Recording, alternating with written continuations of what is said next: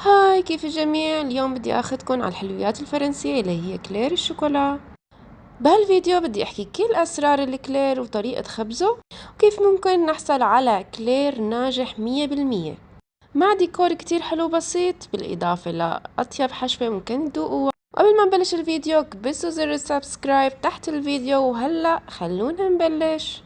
اول شي بدي اعرفكن على المواد اللي بدنا نحتاجها. بدنا نحتاج اكيد كاكاو وسكر وطحين متعدد الاستخدامات، بالإضافة لزبدة بحرارة الغرفة وبيض مخفوق وحليب ومي. فينا نستغني عن الحليب، نحط الكمية كلها مي. أول خطوة بدي أخلط أو نخل المواد الجافة سوا اللي هي طحين، وبدي أحط مع الكاكاو. اتأكد إنه المواد الجافة متجانسة وقلبهم سوا حتى يختلطوا بشكل كتير منيح. بتاني مرحلة بدي أجيب طنجرة، بدي أحط بقلبها المواد السائلة اللي هن الحليب والمي، بالإضافة للسكر ورشة ملح. هون عم بحط رشة ملح، وبعدين بدي أضيف الزبدة.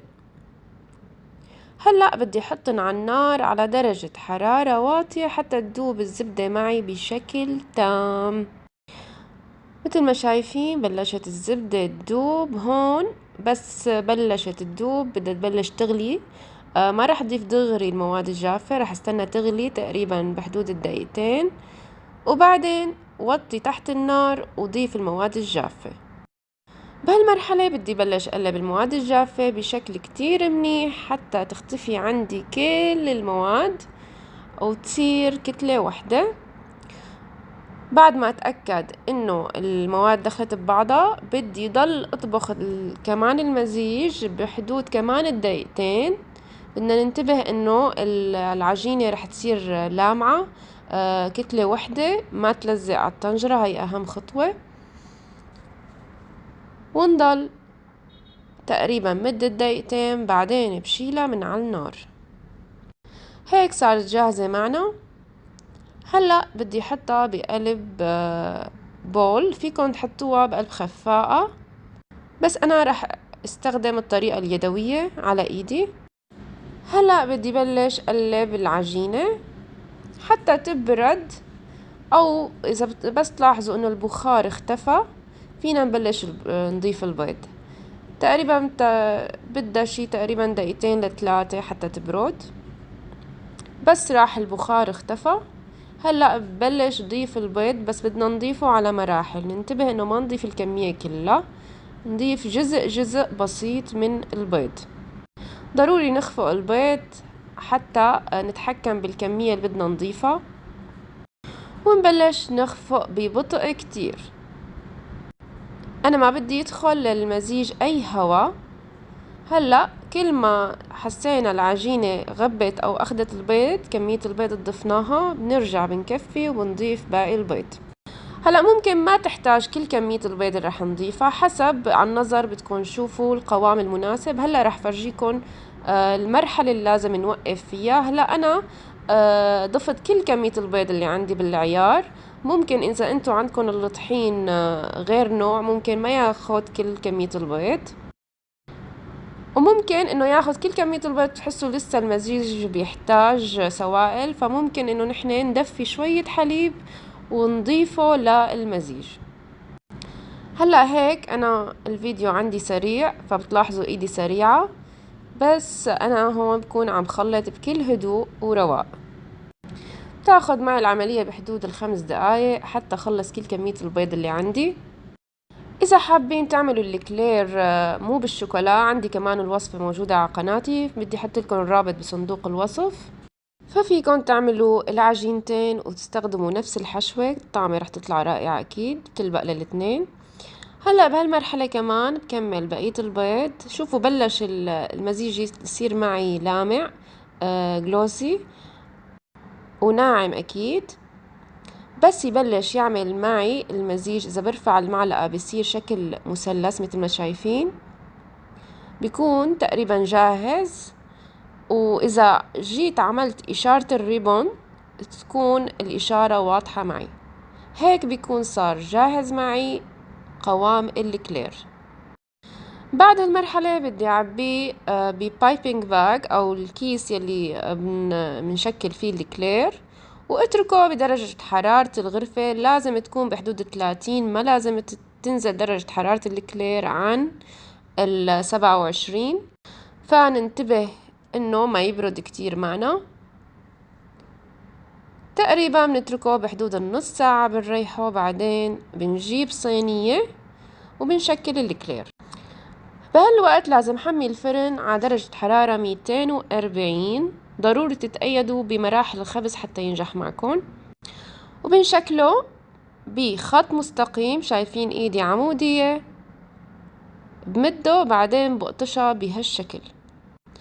بشكل الكلير بالشكل اللي بدي اياه. طبعا انا هون عندي السيليكون مات جاهزة ومحددة، فبتسهل لي خطوات الشغل. هلأ بعد هالمرحلة بدي حطه بالفرن. طريقة الخبز كالتالي، انتبهوا علي. أول شي بدنا نحطه بالفرن على درجة حرارة 240 يلي حميناها لمدة تقريبا ربع ساعة أو 10 دقايق.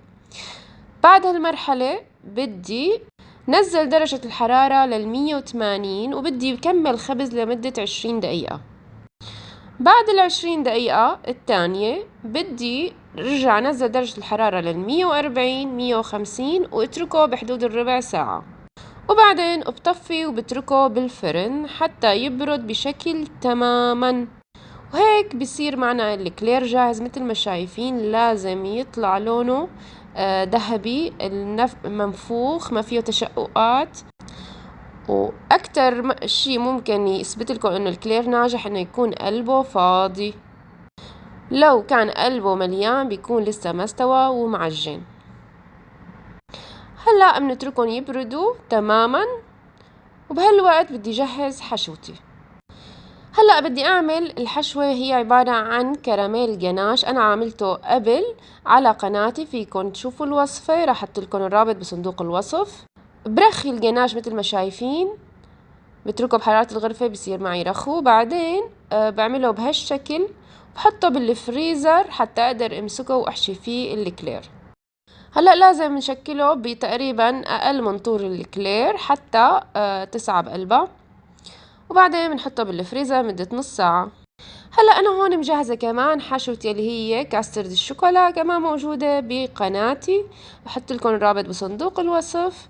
بتجهزوها وبتحضروا الكلير وبنبلش حشي. بدي اجيب الكلير مثل ما شايفين، بالعادة نحن بنبخشه 3 بخاش بهالشكل وبنحشي فيه الكاسترد. اما انا لانه بدي احط بقلبه جناش شوكولا يلي فرسته، فبدي اقص بهالشكل بشكل طولي بالسكينة، وبدي شيل الجزء يلي قصيته لبرا. طبعا ما بنكبه لانه بنحتاجه بعد الحشي. بسحبها بكل رواق حتى تطلع معي بشكل كامل بهالشكل. شوفوا كيف قلب الكلير فاضي، معناتها كلير عندي ناجح 100%. هلأ بنحضر كل الكلير اللي عنا وبنفرغه بنفس الطريقة، أو فيكن تقصوه من على جنب للكلير وتحشوه، بس هيك الطريقة تطلع معي موديرن. هلأ بعد ما فرغنا كل الكلير بدنا نجيب الحشوة تبعيتنا اللي هي كاسترد الشوكولا، وبنبلش بنعبي من جوا. طبعا بنعبي الزوايا وبنترك مجال لجناش الكراميل يلي فرسته. بصير بوزع الكاسترد على الزوايا مثل ما شايفين، على الأطراف كمان، بتأكد إنه عبيتهم بشكل كامل. بعدين بجيب الجناش الكراميل اللي فرسته، شوفوا كيف صار فيني امسكها بعد ما فرستها، ودخلها بقلب الكلير محل ما فرغت، وبكبسها كتير منيح. وبعدين بعطي شوية كريمة كاسترد، يعني شي بسيط هيك، مرقة خفيفة. وبعدين بسكرها بجزء يلي قصيته تركته على طرف. هلأ بنكبسها منيح حتى تدخل وتاخد محلها. هلأ بحشي الكل بنفس الطريقة، وبعدين بحط الكلير تقريبا شي نص ساعة بالبراد حتى ياخد شكله. بدي زينه أنا بجليز الشوكولا. كمان وصفة الجليز موجودة على قناتي، بتلاقوها بصندوق الوصف. أو ممكن إنه تذوبوا شوكولا، ترخوها بشوية زيت نباتي وتلتوا الكلير بقلبها. بس حتى تعطيني شكل كتير حلو رح استخدم أنا الجليز. هلا هون أنا عندي جليز الشوكولا جهزته وحضرته. هذا الجليز نفسه اللي عملته بالفيديو الماضي، بس دوبته وصفيته. هلا بدي شكل الديكور تبع الكلير. مثل ما شايفين بلت تقريبا تلت الكلير، ما رح نغطها كلها، وبسحبها بكل رواق وبشيل الاكسترا من الجليز. نضل بنهزها حتى ينزل اي شي زيادة. ممكن نمسحها بسباتشول او بطرف اصبعتنا بهالشكل، ونحطها على ورق زبدة. نعمل كل الكمية اللي عنا نفس الطريقة، وبنتركها هلا تقريبا شي ربع ساعة حتى نزينها. فينا نتركها بهالشكل او بدكم تزينوها بالطريقة اللي انا بدي اعلمكم اياها. كتير زينة بسيطة وحلوة. ولبين ما نخلص الديكور ما تنسوا اكيد تعملوا لي سبسكرايب وتعملوا شير للفيديو حتى يوصل لكتير ناس ويستفيدوا من هالفيديو. وهلأ بدنا نجيب بودرة كاكاو، وبدنا نحط اي اداة عندكم. انا استخدمت سباتشول المعدن، فيكم تستخدموا المسطرة. وبندخل الكاكاو بهالشكل على نص الكلير، بيعطينا ديزاين حلو. وبنخلص كل الكمية اللي عنا. بعدين بجيب ورقة ذهب وبحط قطعة كتير صغيرة من فوق تعطيني شكل حلو وإليجنت. هيك بيكون صار معنا الكلير جاهز. بتمنى تجربوه لأنه عن جد صدقا وصفة كتير طيبة. تناغم النكهات مع بعض عطى كتير طعم لذيذ. وطبعا وقت بنجي بنقص الكلير رح تشوفوا شكلها من جوا كتير حلو ومغري وشهي. وقبل ما ننهي الفيديو ما تنسوا اكيد تعملوا لي سبسكرايب، لايك وشير، واشتركوا بصفحاتي على الفيسبوك والانستغرام والتيك توك ويندي بيستري. شكرا كتير.